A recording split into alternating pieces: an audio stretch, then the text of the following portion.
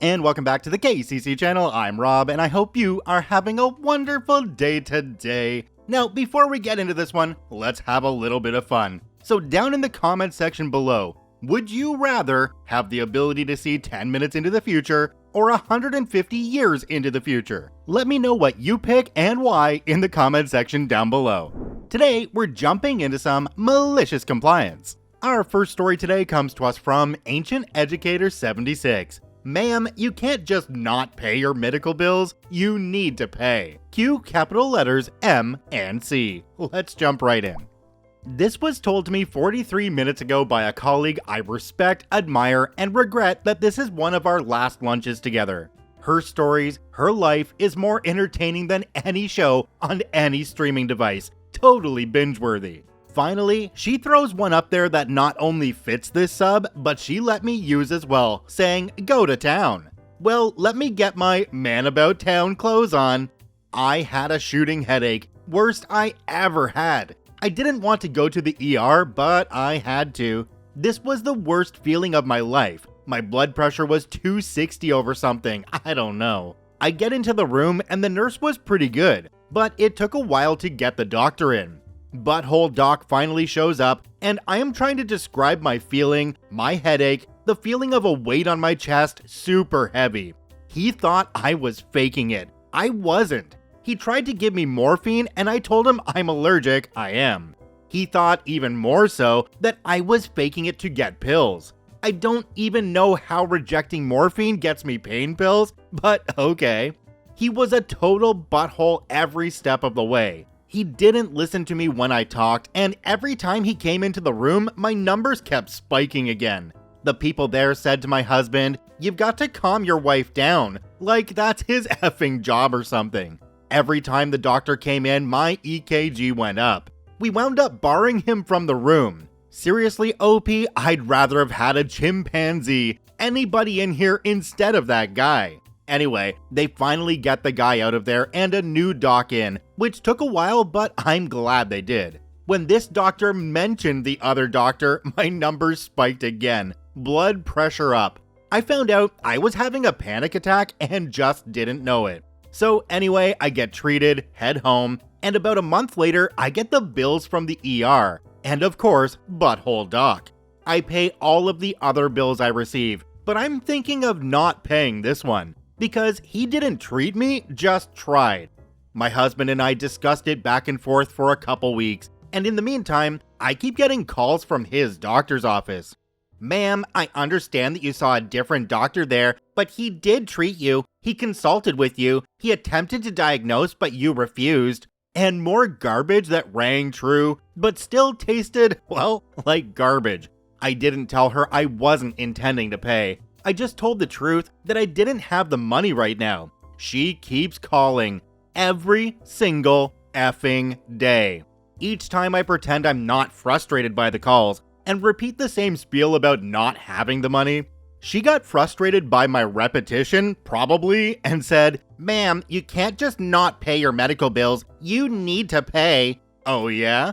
Enter malicious compliance. I decided this was going to be a whole thing. I decided I was going to take a nice picture of me and my whole family flipping off the camera and order those as my actual checks from my second bank account. Yes, she showed me the checks. Yes, it's as glorious as you could imagine. No, I don't have permission to post even part of the check. This took longer than I expected to get, but when I finally got them, I decided it was time to pay right before collections. I wrote them a check for $1 and sent it in. They call one day soon thereafter and ask if there's any way I can pay more than $1. I tell them that, yet again, I don't have the money to pay more than that. They just hung up. The next month and following 13 months, I wrote a check to that butthole doc for $1. They took payment, it never went to collections, and I'm currently considering whether to increase the pay to $10 monthly until the bill is paid, or even pay it off. I don't think I want this guy's name in my mailbox anymore, but then again, I want to make good use out of the $12 I spent getting these checks made. Paying $1 monthly would take up all the checks I ordered. I mean, who else could I write these checks to? OP, keep in mind that it on average costs around 12 cents for them to cash that old-fashioned check, so I'd start making them out for like 10 cents, just so that when they cash one, they're in the red. Also, I'd check your bill collector laws in your area because if they're calling you every single day, that can be considered harassment and there is something you can do about it. Do me a quick favor and take a look down below the video. If that subscribe button's still red, it means you're actually not subscribed to the KCC channel. Please hit that subscribe button for more daily Reddit stories. This next story comes to us from His Royal Majesty King 5. Well, I did give them 2 weeks notice. Let's jump right in. So, about a dozen years ago, I was in a great paying job, but the work environment was absolutely atrocious. I spent the entire year I was there looking for another job. Finally got an offer elsewhere at a hefty pay cut, but leapt at it. Now, this place, a very small company, said they were looking for a mid-level software developer. They realized I was a senior developer, but the manager said, "I'm not really sure what to offer as we've never hired a senior developer before." That explanation sounds a little funny, but ultimately, it turned out as such. They'd start me out at X dollars a year, a mid-level developer salary, and at my 1-year review, they'd give me a raise of somewhere between Y and Z, depending on how things went, where Z equals 2 times Y. And it would have amounted to somewhere between a 6 to 12% raise. It's just a salary with benefits, no bonuses, but I was fine with that. A little weird that they try to start new employees with only 1 week of vacation time instead of 2, the way every other place I'd worked does, but they offered me the 2 up front. So I did some work on a legacy product, but they mostly had me working on some completely new feature that integrated with the existing product.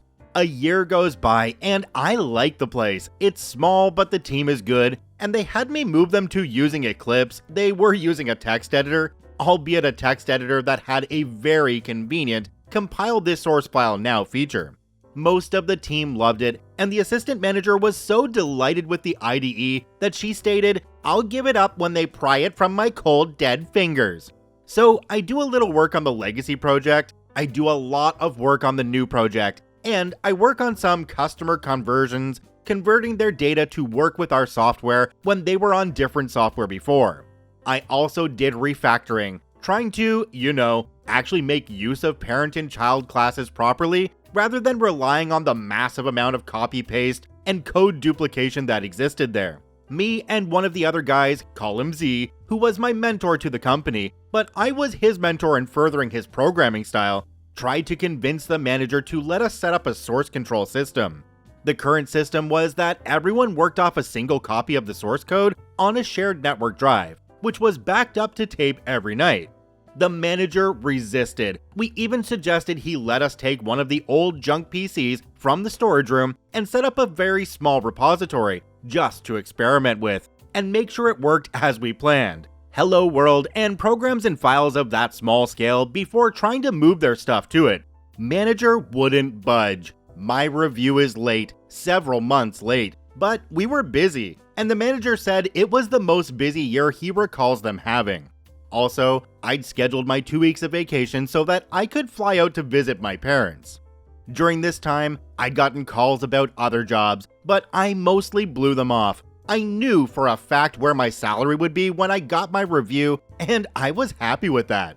Still, the calls came here and there. My review finally comes and is almost glowing. 1 or 2 minor hiccups, but overall, they were very pleased with me. My raise? $0. Well, I can't really present a raise to the owner since you haven't mastered any pieces of the legacy software. I mean, I had you working on the new stuff, but there was always time for learning on the legacy system. There was always time during their busiest year ever. So busy that my review was 5 months late. I grumbled. The 2 guys I worked with the most were jaw-dropping shocked when I told them. Although one of the older guys there did sort of say words to the effect of, "I can't say that's the first time that's happened here." I dug up the old email from before I was hired and forwarded it to him. He took several days to respond. He never takes that long to respond. He came up with some cockamamie word games about how things didn't go that well this year, trying to play the, "Oh, I meant going well overall, not going well with your performance." So I kept working anyway, but I followed up on the most recent call about a potential job. It was the same pay I was making at this place, but with bonuses and better benefits. And half the distance and time to drive, none of the tolls. I snuck out to interview at the new place, seemed to go well, and we struck a deal. I gave them a start date of after my vacation. Went back to my current job and played along for a little bit. They also went to job fairs, looking to hire someone straight out of college. Also, now the manager was interested in source control. One of the other developers said, well, last year it was your idea, but this year it's his idea. Interestingly, I briefly met one graduating student that they eventually hired. So it comes up to the point where my vacation is about to start. I go down to the CTO's office and give my 2 weeks notice the day before my leave. He seemed a little thrown by that and commented something about how they usually expect to have the 2 weeks to transition. I said I agreed with him, but I pointed out that my manager made certain promises, my review was glowing, and my raise somehow was 0. He didn't quite address that, but made a cryptic sort of comment, X doesn't really share very well. I never knew if that meant my manager doesn't let the rest of them know what he did, or meant that he somehow benefits from keeping the costs down. I later was given to understand that the CTO and the owner might well have known or been in on the plan to stiff me on the raise. I did have to talk with my manager, of course, and he did say, well, I guess I'm the bad guy on this, though he didn't seem particularly remorseful. There was a shocking moment of candor, but we did get what we needed from you. I suspect that the manager's raise was based on how well he did cost control though. I mean, I was driving an older vehicle, and the manager was driving a newish Acura SUV. But giving my 2 weeks notice on the day before my vacation was my malicious compliance that I took with great relish. Epilogue. Years later, I'm working at another company about 2 miles from that place. A colleague of mine actually told me he was going to interview at the place with the dickbag manager. He also told me who was interviewing him, Z. Z was a good guy, and one of the 2 that was shocked at my lack of raise. I told my buddy, yeah, Z is a good guy, but ask him if X is going to be your manager, because if so, you're not interested.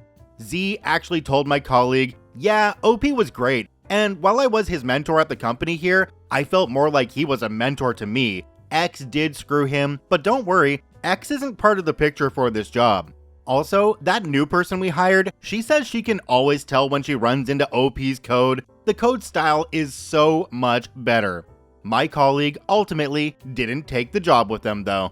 I think one thing to learn from this story is that if you're taking a new job and you've negotiated a raise or a benefit or promotions or something, make sure that what you negotiated is actually written into your employment contract. That way, they have to follow it. And if they don't, you can take them to court and they'll definitely have to follow it, or even pay damages afterwards.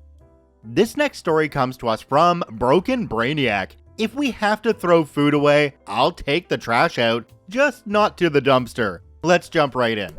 Just found this subreddit, thought this story fit. In high school, I worked at a fast food restaurant, not saying which one or where. Sadly, like many fast food places, we had a lot of waste. However, we had one employee, who we'll call Phil, not his real name, that would take as much waste food as he could carry at the end of the day and ride his bike to a place that a lot of homeless people would hang out and give it to them. Other employees with cars would often take more if he couldn't carry all of it.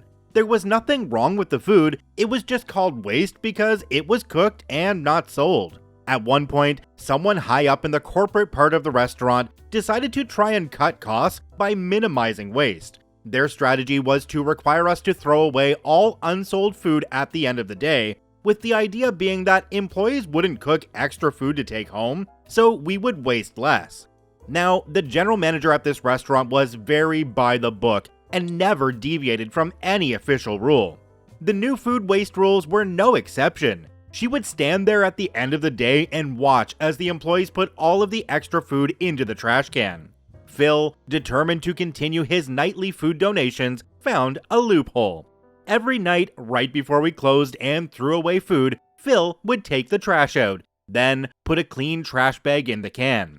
We had warming trays, but toward the end of the day, we replaced them with to-go boxes so we could clean the trays. So the result was a trash bag of sorted and boxed food, which was even easier for Phil to transport and allowed him to carry more, and the people he took the food to were more happy with the change. To get it out of the restaurant, Phil would volunteer to take out the trash every night, then just take the bag with him when he left rather than put it in the dumpster. This worked pretty well for a while. One night, the general manager saw Phil leaving with the bag on the security cameras. Like I said, she was a stickler for the rules, so she didn't approve of it. The next day, she called a staff meeting and told all of us, though we all knew it was directed mostly at Phil, that the waste food trash had to go in the dumpster and that nobody was allowed to take it, that kind of thing.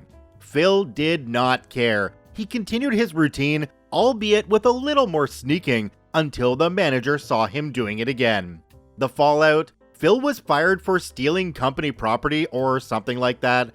I don't remember exactly how the general manager phrased it. Several other employees, myself included, quit shortly after and found other places to go, leaving the restaurant struggling with fewer employees than it needed. And no one experienced enough to train new employees, since the general manager didn't do much as far as food, and the employees that quit were mostly the experienced ones. The restaurant recovered and is doing well enough, and I don't think the waste food policies were changed. I don't know where or how Phil is today, but I hope he's doing well. Phil, if you read this and recognize yourself in this story, love you, brother. Keep being a good person. So what Phil should have done in this case was gone out and placed the bag into the dumpster. Then 5-10 minutes after shift, taken it out of the dumpster and put it into their car. Because once an item is trash, in a lot of jurisdictions, it's no longer protected and anyone can take it. That means when your trash cans are out on the curb, anyone can go through it and take anything they want. Police can search it without a warrant, all that. Then he'd be within his legal right to take the food and do whatever with it, since it's now trash in every definition. This next story comes to us from Hogganley. If you say I'm fit for my job, then I guess I'll do it. Let's jump right in.